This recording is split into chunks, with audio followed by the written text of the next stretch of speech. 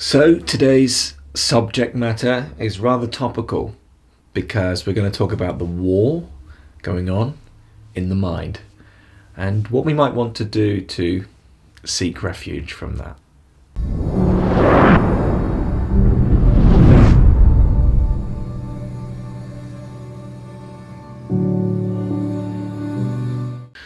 Of course, firstly, I'm sure everybody's saying it, but we're all feeling it, aren't we? Our hearts really do go out to the people in the Ukraine crisis, invasion. What do we call it? I don't even know. See, it's difficult, isn't it? Because we don't know what to believe on the news, and we're not there. And so there could be huge atrocities happening, and we just don't really know about it. Obviously we stand, well, at least I do, in support of Ukraine, and hopefully, there's a meaning to all of this, and hopefully, this will be able to find some sort of conclusion peacefully, because, the whole world is on alert, isn't it? But let's talk about the mind, because I was doing some breathing practices the other day, and I've taken a little break from YouTube, as you can probably tell, just to go deeper into my sadhana, thanks to the changes here on the channel, but also with the changes in the world. It was like, whoa, come on, slow down now, take some time off, just get inside the system and see what comes from it. And something came to me the other day, and I was going to post it the other day, but the mind got in the way, doesn't it? I said, nobody's going to want to hear from you. This isn't going to help anyone, and it's not going to help anyone in the war, but just for people who are of this ilk and are going through this process of freedom inside of themselves. What is our biggest challenge on this journey?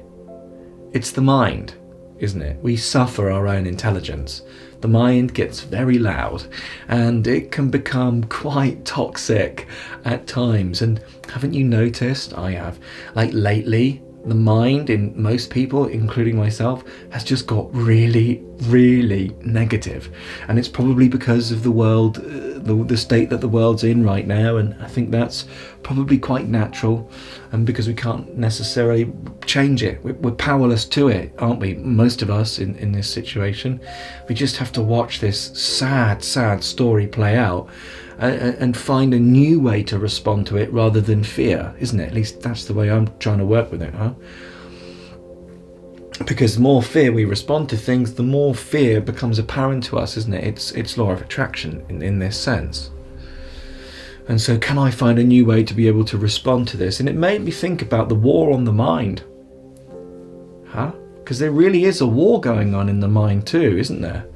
Yeah, in a specific area of East Europe, there's also a physical war going on, but that war expands into everybody's minds, doesn't it? We can feel it lately. Like, wow, it's a hard slog, And the thing that came to me was, and it was almost like a Christ-like voice that came through. See, I'm not claiming it was Christ, it just had this reverent feeling to it.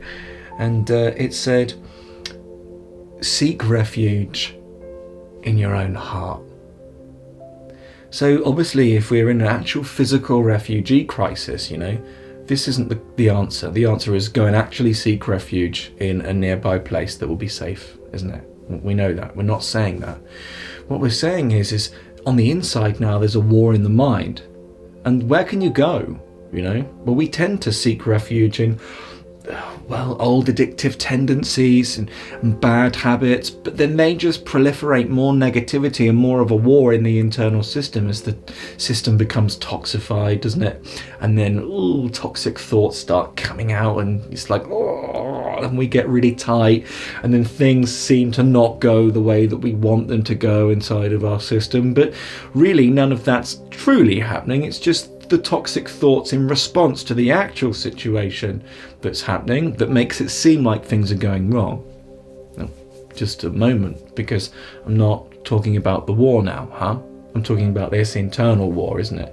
Now I'm talking about things that could be just as simple as taking your kids to school and there being this toxic war going on inside, and you're not having the morning that you want to be having, all because, not because the morning's not great, but because the mind is bringing up so much toxicity, and it's bound to have an effect on that tender heart of yours, isn't it? But the thing is, do we have to listen to the tyrannical mind at times? I'm not making it the bad guy, but just in this example, if we continue to listen to the tyranny in the mind, what might that say that we might allow on the external world? Just a thought. I'm not saying it's right or wrong, it's just a thought, isn't it? So why do we keep biting that carrot of negativity in the mind? Well, we're identified with it, isn't it? And we know here, we've come out to play in this physical reality years and years of conditioning, of ancestral karma, ancestral trauma that we're bloody well doing our best to get through. It's heavy, And then one might say, well, thank God, maybe death is actually a mercy at the end of this life. I'm not going negative on that. I just really mean that. It's like, whoa, you have to be really strong to come here and physically incarnate on this planet, don't you? I reckon if there are aliens, they're looking down on us going, whoa, wow, these guys are superheroes. I don't think we'd be seen as inferior, because this is tough. And so as that war in the mind is going on, and we keep biting it and agreeing, or believing what it is that the mind says, no, hang on a moment. There's another part of me that totally does not agree with all of this negativity inside, isn't there? That sensitive human heart. And when I talk about this, I'm actually talking about, in a way, a semi-physical place. And it's the semi-physical feeling of presence, of beingness, of heart connectedness all over the body. See, this journey is really about switching over from thinking to feeling. And so we go from the tyrannical mind to, usually after a little bit of ego development, a nicer mind. But of course, when situations like this come about, all that tyrannical mind is coming up, because we're all connected, isn't it? It's the one thing about humanity you can guarantee. It's like, there's only one ego, and we've all got one. And so in that sense, we're also connected in the thoughts that come up in the collective energy of ourselves, isn't it? We're all processing this dark, dense stuff. And whilst we're not looking to avoid that in the many ways that we tend to avoid that, we can in fact seek refuge from that war in the mind in the sacred stillness, the silence of our heart.